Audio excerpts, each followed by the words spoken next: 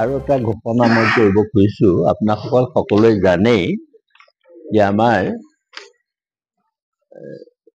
যিসকল যি জাতিটোৱে ৰক্তক্ষয়ী এখন সংগ্ৰাম কৰিবলগীয়া আছিল অসমীয়া ভাষাটো প্ৰশাসনীয় ভাষা হিচাপে স্বীকৃতি দিবৰ কাৰণে এতিয়া চৰকাৰে 1960 চনৰ 33 সংখ্যক প্ৰশাসনীয় ভাষা আইনখন সেই চনৰ 19 ডিচেম্বৰ তাৰিখে অসমৰ ৰাজপত্ৰত অসাধাৰণ সংখ্যাত প্ৰকাশ হয় আৰু ইয়াৰ প্ৰয়োগ 10 বছৰতকৈ পলম হ'ব নোৱাৰা বুলিও সেই সময়ত কোৱা হৈছিল গেজেটত বোধহয় এনে কাৰণতে সেই সময়ৰ মুখ্যমন্ত্ৰীয়ে 2/11/70 তাৰিখে PLSC 2/70/10 নম্বৰ অধিসূচনা যোগে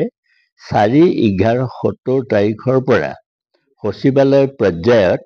অসমীয়া ভাষা প্ৰয়োগ কৰা হ'ব বুলি ঘোষণা কৰিছিল এই কাগজখন আপোনালোকক আমি দিম কৰি আছে ঘোষণা কৰিছিল ভাৰতীয় সংবিধানৰ 346 আৰু 347 অনুচ্ছেদৰ ব্যৱস্থাৱলী অক্ষুণ্ণ ৰাখি ভাৰতীয় সংবিধানৰ 21 অনুচ্ছেদৰ অনুযায়ী সকলো অধ্যাদেশ বিধানসভাৰ দ্বাৰা ঘোষিত সকলো আইন বিধানসভাত উত্থাপন কৰিবলগীয়া সকলো বিধেয়ক বা ইয়াৰ ওপৰত আনিবলগীয়া সংশোধনী আদি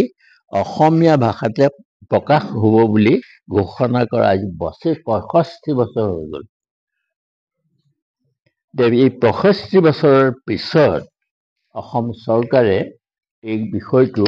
গুৰুত্বপূৰ্ণ বুলি বিবেচনা কৰি ব্ৰহ্মপুত্ৰ উপত্যকাত অসমীয়া ভাষাটোৰ প্ৰশাসনীয় ভাষাৰূপে স্বীকৃতি দিলে আৰু ইয়াক বাধ্যতে আমি চৰকাৰক এটা অনুৰোধ জনাব খুজিছো সেইটো হ'ল কি অসমীয়া মাধ্যমৰ বিদ্যালয়বিলাক আজি মৃত্যুৰ মুখলৈ গৈছে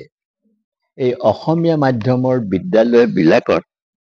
প্ৰশিক্ষণপ্ৰাপ্ত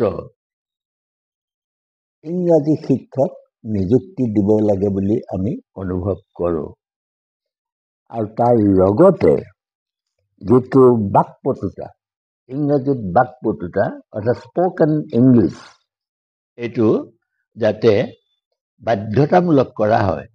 তাৰ বাবেও আমি চৰকাৰক অনুৰোধ জনাইছোঁ আৰু ৰাজ্য ভাষাৰ যিটো প্ৰয়োগ কোষ এইটো 3 তৰপীয়া কৰিব লাগে বুলি আমি ভাবিছোঁ কেন্দ্ৰ জিলা আৰু মহকুমা পৰ্যায়ত এই জিলা পৰ্যায়ত আমাৰ সমজিলাবিলাকো ইয়াৰ লগত অন্তৰ্ভুক্ত হ'ব তাৰপিছত আৰু এটা ডাঙৰ কথা হৈছে আমাৰ যিখন ভাষা প্ৰয়োগ সঞ্চালকালয় আছিল সেই ভাষা প্ৰয়োগ সঞ্চালকালয় প্ৰায় এতিয়া নাই গতিকে ভাষা প্ৰয়োগ সঞ্চালকালয় গঠন কৰিবৰ কাৰণে চৰকাৰক আমি অনুৰোধ জনাইছোঁ বা আগৰ যিখন সঞ্চালকী কাৰ্যালয় আছিল সেই কাৰ্যালয়টো সক্ৰিয়কৰণ কৰিব লাগে বুলি আমি অনুভৱ কৰিছোঁ দ্বিতীয়তে ব্যাপক প্ৰচাৰৰ ব্যৱস্থা হ'ব লাগে আৰু এই বৰ্ষটো যিহেতু অসম চৰকাৰে গ্ৰন্থ বৰ্ষ হিচাপে পালন কৰিছে এই বিষয়টো চৰকাৰে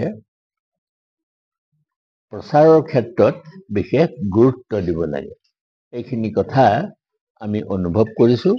আৰু আশা কৰিছোঁ এই বছৰ অসম সাহিত্য সভাই যিখিনি আঁচনি ল'ব এই আঁচনিখিনিও আমি এতিয়া প্ৰকাশ কৰিব নোৱাৰোঁ আমি যেতিয়া অহা 9 মাৰ্চ তাৰিখে অসম সাহিত্য সভাৰ কাৰ্যনিৰ্বাহক সমিতি গঠন হ'ব সেই কাৰ্যনিৰ্বাহক সমিতি গঠন হোৱাৰ পিছত আমি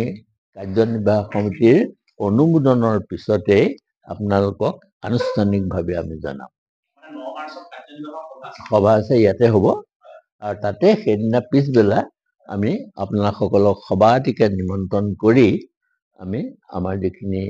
আঁচনি সেই সকলোখিনি আঁচনি আমি ঘোষণা কৰিম গঠন হ'ব গঠন নহয় কাৰ্যনিৰ্বাহক সমিতি অনুষ্ঠিত হ'ব মিটিংখন হ'ব মানে কাৰ্যনিৰ্বাহক সমিতিৰ মিটিংখন হ'ব সেইদিনা প্ৰথম হ'ব অজুহাতটা হবে